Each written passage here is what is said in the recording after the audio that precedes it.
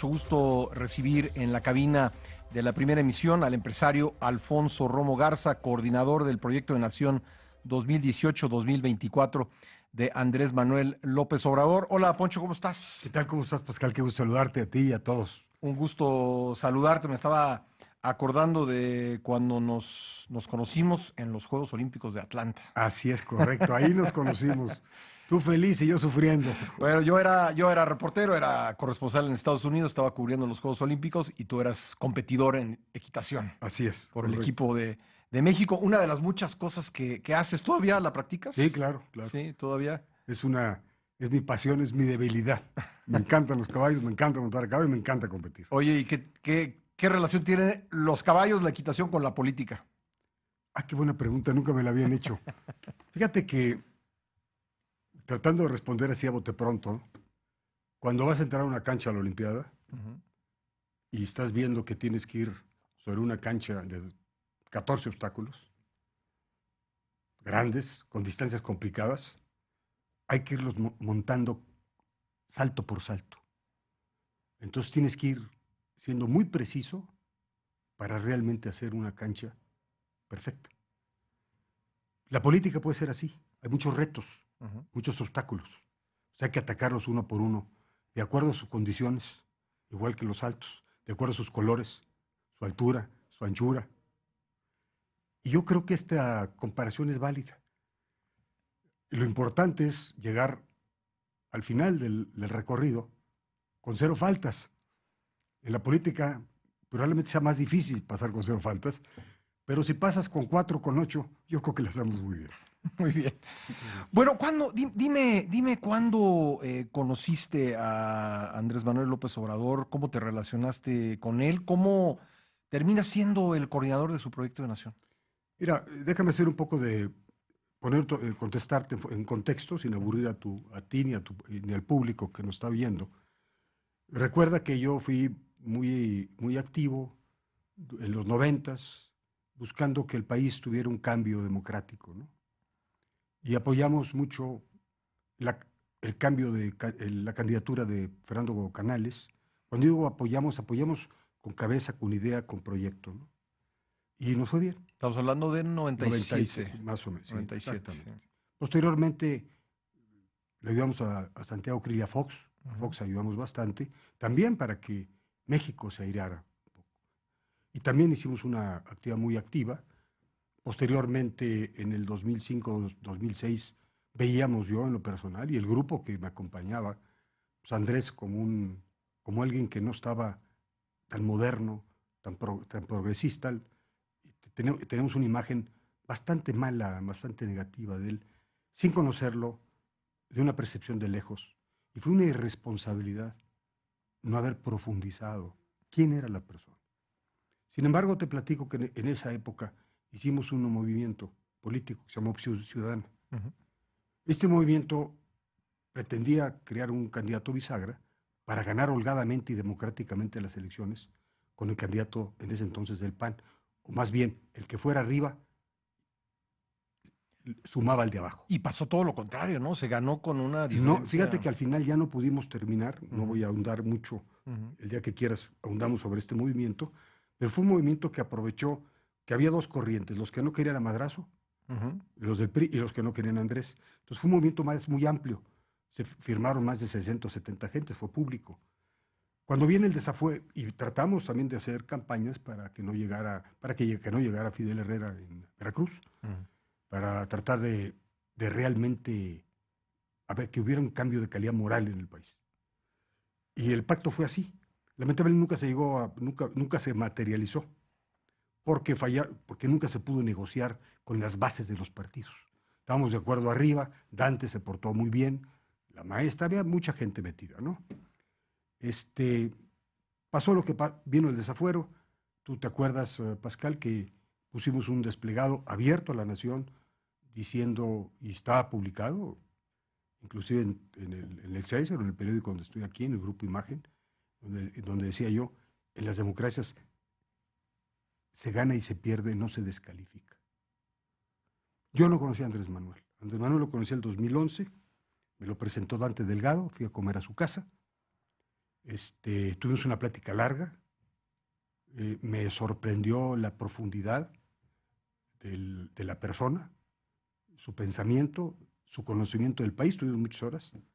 Y de ahí salí y me pidió, bueno, ¿por qué no podemos hacer un rebalance y podemos hacer un proyecto? Le dije, no, pues pensamos completamente diferente. Yo soy un creyente en la libertad individual, en la propiedad intelectual, en la propiedad privada, pero no hay conflicto, pues vamos a hacerlo, y si no, pues, si no hay compatibilidad, pues cada quien por su lado. Salí también impresionado, que salí más que a lanzarme a decir, es un momento crítico del país, vamos a hacer un análisis como si fuéramos a comprar un negocio. Vamos a ver cómo gobernó Andrés Manuel y con quién gobernó. Vamos a ver cómo estaba gobernando Marcelo Ebrard y el que soy, el presidente Peña en el Estado de México. Y conjugamos académicos, casas de bolsa, calificadoras, a ver qué pasó con el balance, cómo manejó el presupuesto. Los tres. Al AMIS le pedimos un análisis, qué pasó con la seguridad, con los robos a casa armada, con los asaltos, secuestro. Tercero, el Estado de Derecho, ¿no? Nos ayudó en ese entonces, había salido de un organismo público, la que fue procuradora Arely Gómez, no tenía funciones, yo la acababa de conocer, le dije, oye, ayúdame a ver cómo se manejó el Estado de Derecho, quiénes fueron los presidentes, los procuradores, los presidentes del tribunal, qué pasó. Y fíjate que después de ese análisis, qué sorpresa, los resultados de Andrés fueron muy buenos en la parte económica, presupuesto equilibrado, mejoró el perfil de la calificación de la deuda, el ahorro hizo dos cosas, mucho tejido social que hacía falta, mucho tejido social, que es una cosa que ha faltado en la agenda nacional, real. Por otro lado, capital semilla para la renovación del centro histórico, los segundos pisos, pero no ves muy, muy, muy bien, puede haber errores o no, pero bien. En la parte del AMIS, también robos, secuestros a la baja, que también venían. También tengo que reconocer que el anterior gobierno de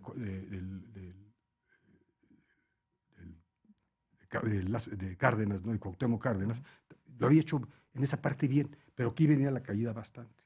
Yo me acuerdo que decía en Monterrey, de México están yendo a Monterrey y ahora nos estamos viniendo de Monterrey a México.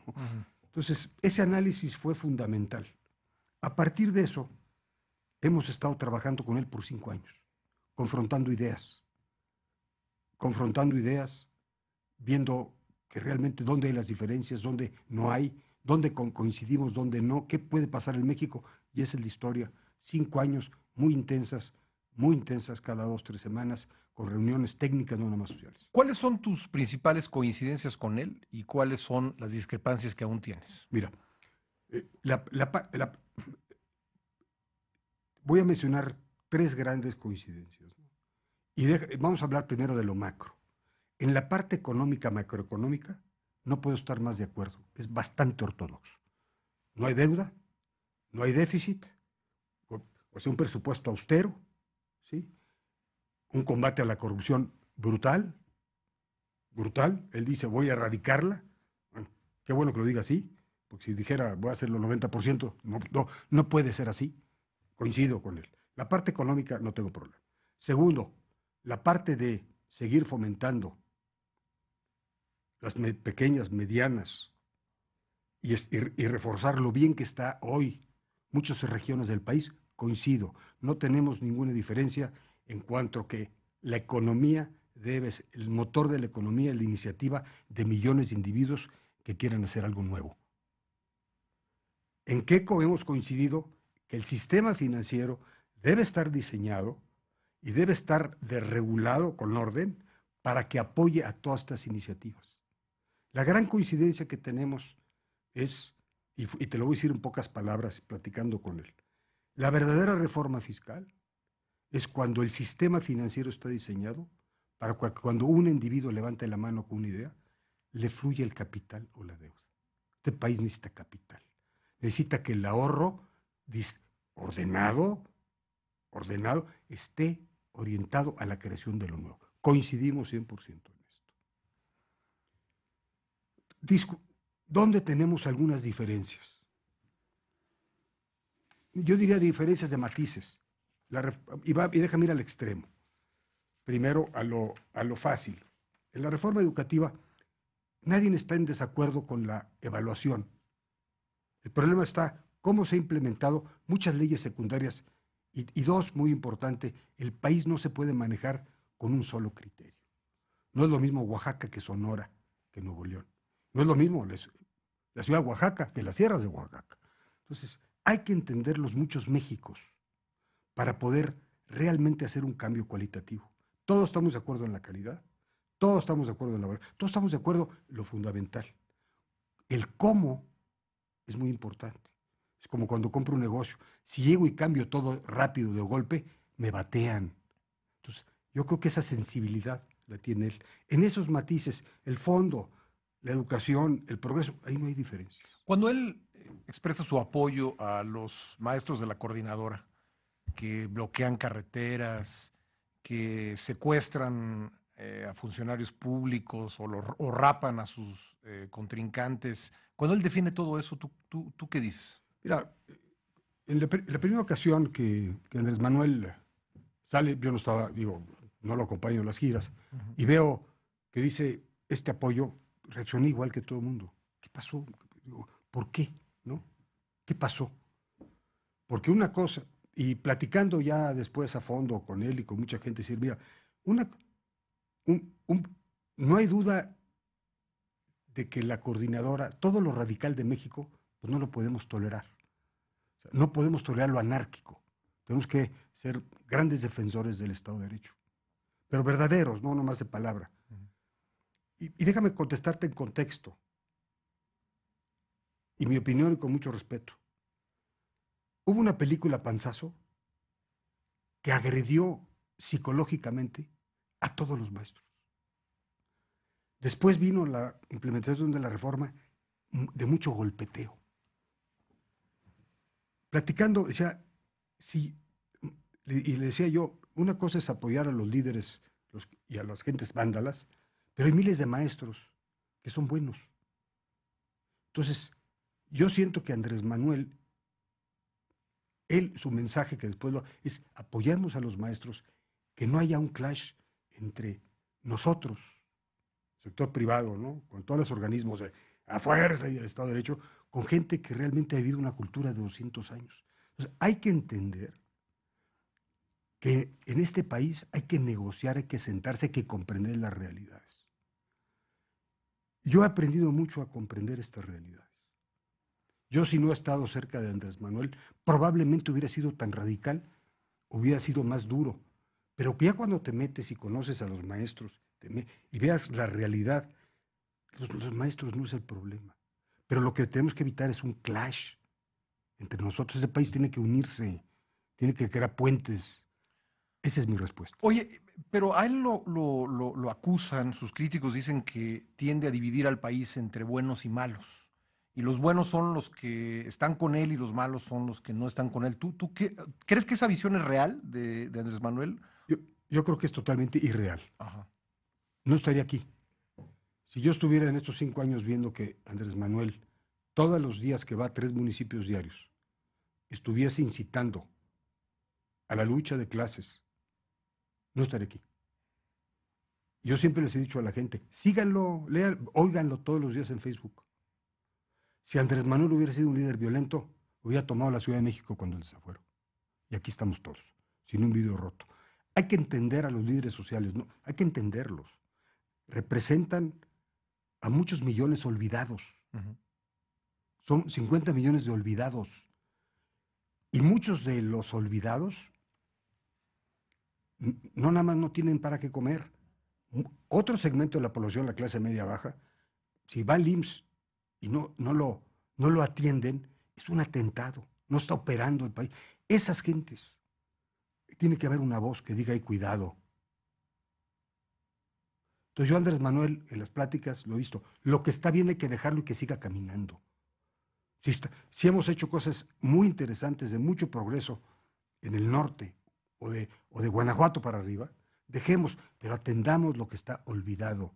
Entonces no hay que confundir el hablar con cuidar a los olvidados de eso, a los que ahí están, a que vayamos a hacer algo que nos sume. Entonces, eso es lo que me ha unido, esa agenda social, que en mi opinión honesta, no ha existido en muchos años. Y déjame aburrir un poco y decirte mi reflexión. No, queremos escucharte, Pocho.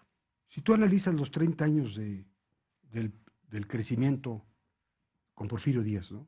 Antes de la revolución, 30 años crecimos,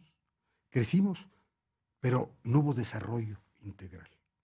95% de la población estaba totalmente abandonada, sin educación, sin servicios, sin nada. Vino Madero, hizo un llamado social, hey, no se nos olviden estos. A los 3 años, es muy interesante el libro no estoy haciendo propaganda, el libro de Beatriz Gutiérrez Müller, la esposa de Andrés Manuel, se llama Dos revolucionarios a la sombra de Madero. Es qué papel jugó, el punto central del libro es qué papel jugó la prensa, los intelectuales en la caída de Madero. Muy interesante, es histórico. Se trata de 2 centroamericanos, poetas, que vinieron a dar la vida por la revolución. Pero el marco es histórico. ¿Qué pasó? ¿Qué jugó? ¿Por qué lo difamaron? ¿Por qué lo mataron? Vale la pena leerlo. ¿En qué coinciden o cuáles serían las características coincidentes de los empresarios que están rodeando en estos momentos a López Obrador? Mira, yo te diría que estamos viviendo un momento sumamente crítico, interna y mente internacionalmente. Creo que México nunca se había encontrado internamente con una deuda que casi llega al 50% del PIB, con una desesperanza. ¿Por qué? Porque estamos cansados de todos los escándalos de corrupción, que vienen de mucho tiempo, pero esto ya llegó a su límite, porque vemos que no hay orden, por un lado. Por otro lado, nunca nos imaginamos que íbamos a tener un presidente vecino que en su agenda estuviese México como enemigo y no como amigo. Nunca. Nunca pensamos que íbamos a depender energéticamente y alimentariamente de ese país con ese perfil de liderazgo. Importamos el 60% de las gasolinas, tenemos 3 días de inventario. No tenemos independencia energética. Es una vergüenza como país. En alimentaria, 60% del maíz, 90% de la soya, 80% del frijol. ¿Cómo? ¿Dónde está el poder de negociación en México? ¿Dónde está esa fortaleza? ¿Qué hemos hecho en los 40 años para tener una posición de negociación? En el caso de que hubiese pasado esto, ya pasó. Entonces, todos nos estamos cuando decir el modelo de país tiene que haber 2 cosas: seriedad, austeridad, no corrupción, atender a los atendidos y tener mucha creatividad para negociar lo mejor para atender a la gente que no se vaya. A ver, esa es la realidad, pero por ejemplo, cuando él dice que va a devolver la independencia energética al país construyendo refinerías, yo creo que, bueno, no sé, te pregunto a ti, tú sabes de números y eres empresario, ¿se pueden construir, el erario puede construir esas refinerías? Porque él ha dicho, creo que ha hablado de 6 refinerías. 3. De tres, qué Mira, bueno que me corriges. hace su visión de país lo tiene en el libro, sus lineamientos. El libro es muy interesante, vale la pena leerlo, porque te marca su pensamiento. Ujú. Pero también hoy para mí se me hace una de suma responsabilidad convocarnos a un grupo plural, no de Morena, que digan, aquí está mi visión, analícenlo, esto es lo que pienso, y vamos a ir armando lo que mejor le convenga al país y vamos a tener reuniones periódicas. Tienen toda la libertad. Ahorita nos estamos sentando a ver dónde estamos concretamente en la parte energética. Realmente, cómo está, qué se puede hacer. La parte concretamente de las refinerías, yo no sé si son 1 o 3. Lo que sí sé, por lo que hemos analizado, y todavía perdónenme, no tengo todavía los datos, Ujú. de lo que he visto de las refinerías nuevas, tienes dos vertientes. Hay cosas que hay que hacer estratégicamente, no por negocio. Hay muchas cosas que nosotros en las cadenas de nuestros negocios, en la integración, tenemos integración vertical porque nos conviene. Hay otras cosas que no hacemos. Lo que nunca hacemos es que nunca nos gusta depender de un solo proveedor. Eso nunca lo hacemos. Entonces, en este caso, en el peor de los casos que no fuera negocio, hoy importamos 60%. Si no hubiera sido negocio y hubiera sido break-even, y hubiera sido un centro de costos, pero nos hubiera dado una ventaja adicional, yo estaría totalmente de acuerdo a hacerlo así. ¿Qué piensas de quienes comparan a López Obrador con Trump? Le dicen populista. ¿Qué opinas de esa visión? Yo le digo a esas personas que lean el discurso que dio en Los Ángeles, en donde la crítica fue de un estadista y no de un peleador callejero. Oigan el discurso de Andrés Manuel en Los Ángeles. No me juzguen por lo que yo oigo. Un discurso centrado en la pluralidad, en el valor de los migrantes, el por qué los migrantes, el cómo Estados Unidos nació, de esa pluralidad. Es extraordinaria la pieza de oratorio de Andrés Manuel. Andrés Manuel se le ha desvirtuado mucho por un miedo irracional, pero es un hombre bastante profundo, bastante responsable. Óiganlo, o sea, no me hagan, como digo yo a mis nietos, no me hagan caso, léanlo, óiganlo, no lo califiquen, no lo descalifiquen, perdón. Oye, hablando de los empresarios que lo rodean, recientemente pues, se dio el incidente de Miguel Torruco, secretario de Turismo de la Ciudad de México, que se revela que está en este grupo trabajando con ustedes. Bueno, primero te pregunto cuánto tiempo estuvo trabajando en el grupo y al mismo tiempo que era secretario, y qué opinas del despido y qué opinas de la reacción de López Obrador ante el despido que lo llamó injusto. Mira, Miguel Torruco estuvo trabajando junto con nosotros en la campaña del 2012, muy activamente. Ahí yo lo conocí.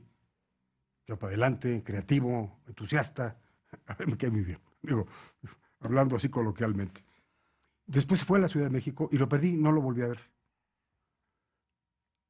El domingo que renunció, siempre ha estado cerca platicando con Andrés, eso sí sé. Pero nunca estuvo trabajando con nosotros. Lo voy a ver por primera vez la semana que entra. Él se va a integrar, va a dirigir con otras dos gentes y varias que nos han recomendado la parte del turismo en México. Y yo creo que no sé, la verdad, esa es la primera respuesta. La segunda, ¿por qué lo corrieron? Y las declaraciones de Andrés Manuel, la verdad, no tengo opinión, no porque no la quiera dar, pues porque me es irrelevante. Si hubiera estado en los zapatos de Miguel Ángel Manceras, ¿lo hubieras despedido a Miguel Torruco? Si Miguel Torruco hubiera hecho una buena chamba, ¿por qué? Es como si aquí voy a tener gente de otros partidos, pues ¿por qué los voy a despedir? Hoy lo que nosotros creemos es que tenemos que juntar a todos los Méxicos, a todos los puntos de vista y tratar de encauzarlo mejor. Yo he tenido, y te dejan contestarte como un hecho personal, cuando yo empecé a apoyar a Andrés Manuel, 60% de la gente que trabaja conmigo decía, no, qué horror, el ingeniero Romo se volvió loco. En una ocasión creo que te lo comenté. Dije, conózcanlo, nunca me metí en los negocios con la política, nunca la he mezclado. Conózcanlo, estudien, profundicen. Y no por eso los corrí, ¿no? Si son gente buena, pues la democracia y el respeto es ese, ¿no? Oye, ¿qué piensas de justamente lo que estás hablando, los negocios y la política? Te tocó trabajar con Fox, un hombre que fue empresario, se metió de político, llegó a presidente. Ahora estamos viendo lo que sucede en Estados Unidos. ¿Cuáles deben ser los límites y cuáles deben ser las relaciones entre los negocios y la política? Debe haber una gran pulcritud, ¿no? Yo estoy coordinando un proyecto de nación, no estoy trabajando en el gobierno federal. Nunca trabajé con Fox en el gobierno federal. Nunca fui asesor, nunca hice nada. Y cuando apoyé a Fernando Canales tampoco. Nunca les pedí nada. O sea, realmente yo siento que la responsabilidad en este caso personal, y voy a hablar por mí, es aportar lo que uno puede para tener un mejor país. Tratar de aportar con el grupo que yo tengo, con Esteban, con toda la gente que nos rodea, con Claudia, con Adrián, con mucha gente declarada y no declarada, que están participando, se están juntando en este proyecto de nación para darle una visión real a este país. Eh, yo siento que debe ser, volviendo al tema, muy pulcra, muy clara. Ayer no he contestado, me han dicho que si yo voy a hacer, que lo voy a hacer. Yo tengo muchos conflictos de interés. Sería muy difícil, yo dañaría mucho el sistema mexicano si fuera irresponsable y yo aceptara algo que tuviese algo que ver, porque tengo muchos negocios. Entonces, tenemos que ser muy cuidadosos en las formas y en el fondo.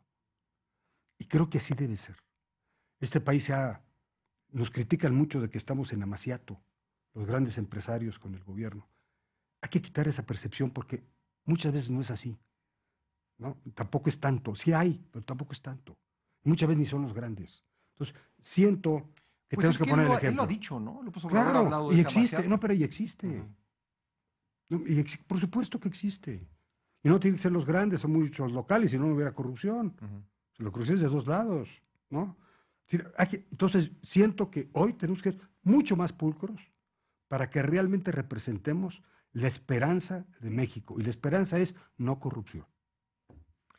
¿Cómo es su visión de los medios y de la crítica? ¿Es tolerante ante la crítica? Yo creo que si no ha sido crítico, ya se hubiera muerto. Yo creo que es bastante, ¿eh? Ahora, Tolerante. contesta. Ujú, Yo siento que hay veces que te enojas porque somos seres humanos, ujú. y hay veces que te lastiman, pero en general, pues véanlo, tiene 18 años, ha convivido con, o 20 años o 25 en la política, y sigue platicando. Y siendo un hombre duro, sigue dentro del sistema, él es la cabeza de un partido realmente independiente.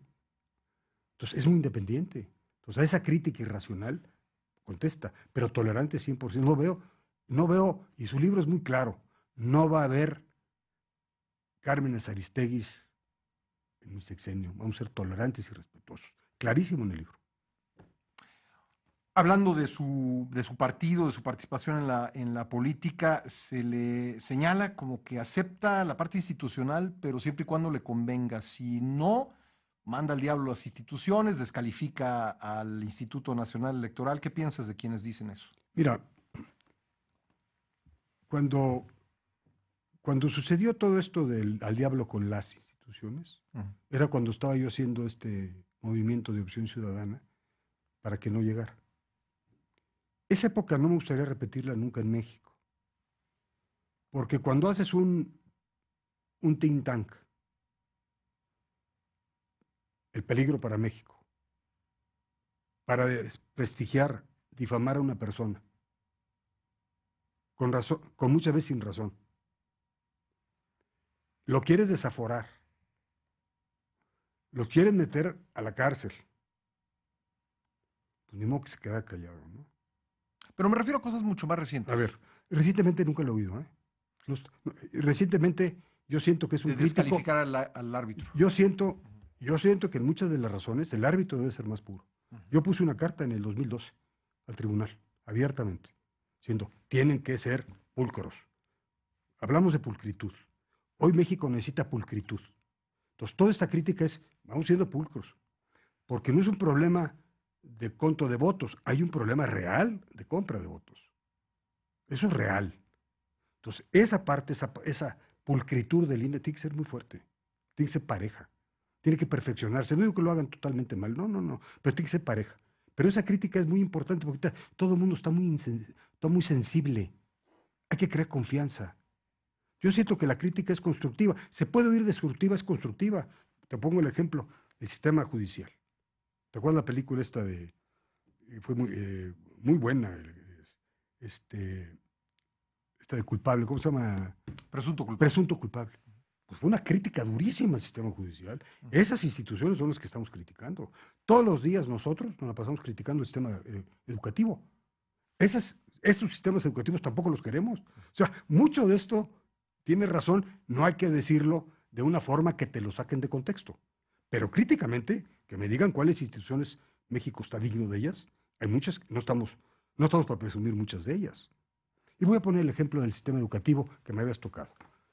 Si tú analizas y quitas las élites de las universidades privadas y públicas, y medimos por PISA al sector público al privado, estamos igual de mal. El sector privado, FIMPES, hay creo que 2.000 o 2.500, no hagas caso, 2.500 universidades. Solamente 100 están aprobadas. Las demás son patito. Entonces, la responsabilidad, también el sector privado ha fallado. No es posible que el sector privado esté en calificación tan mal como el privado como el público. Yo siento que falta esa autocrítica. Esas instituciones, esa forma de regular la educación, no estoy de acuerdo. No nada más son los maestros. Nosotros, nuestros sectores, también. Tú sabes, yo tengo una universidad. Conozco el sistema educativo, no me lo platican de memoria. Tenemos casi 20,000 alumnos en Nuevo León. Conozco cómo vienen los muchachos. Académicamente, conozco cómo vienen psicológicamente. Y conozco cómo están mis amigos empresarios chicos, no los grandes. Y es una pena. Eso es, yo también sería tan crítico como diciendo, esas instituciones no las quiero. Por último, Alfonso Romo, el Estado de México, ¿cómo ves la elección? ¿Cómo ves? Parece estar a tercios entre el PRI, el PAN y Morena. Hay un crecimiento, por lo menos a nivel de las encuestas y en el papel, impresionante de Morena en el Estado de México. ¿Cómo ves ahí las posibilidades? Mira, esa es una pregunta que no voy a hacer tan claro, porque no conozco mucho, ¿no? Conocí a la candidata de Morena, a la señora Delfina, Sí. muy agradable, una gente buena. Le pregunté, oye, ¿cuál es tu experiencia de operar? Porque este país no hay que tener ideas y prometer, hay que operar. Lo que acabamos de hablar es que no ha habido operadores. Sí. No estamos hablando de buenas ideas. Hay muy buenas instituciones, pero no las operamos. Entonces le dije, oye, Delfina, ¿esto? Y resulta que fue una gran presidenta municipal de Texcoco. Entonces tiene oficio, conoce. Es lo que sé de Delfina. ¿Qué me gusta? La veo muy bien, me sorprende cómo va para arriba. Es una mujer honesta. El Estado de México es complejo, complicado. Te soy franco, democráticamente me encantaría ver un cambio. Me encantaría ver un cambio. Y no porque Morena se porte, me encantaría ver un cambio como lo hice en Nuevo León, como lo he hecho siempre. Ya, es momento de ventilar este país, ¿no? De ventilar este Un país. Estado sin alternancia, ¿no? Exactamente. Entonces, por ese lado, ¿qué va a pasar? No conozco. O sea, no te podría contestar. Pues, Alfonso Romo, muchísimas gracias. Un gusto siempre platicar contigo, un Gracias. gusto verte. Qué bueno que hayas estado aquí. Ojalá podamos conversar nuevamente. Creo que vienen cosas importantes para el país hacia adelante, así que, pues, bienvenido. Encantado, y nomás te digo que te agradezco mucho y que sepa la gente que estamos para ayudarlos. Esta es una oficina de logística, entonces todas las ideas buenas, bienvenidas. Alfonso Romo Garza, coordinador del Proyecto de Nación 2018-2024 de Andrés Manuel López Obrador. Gracias, Poncho.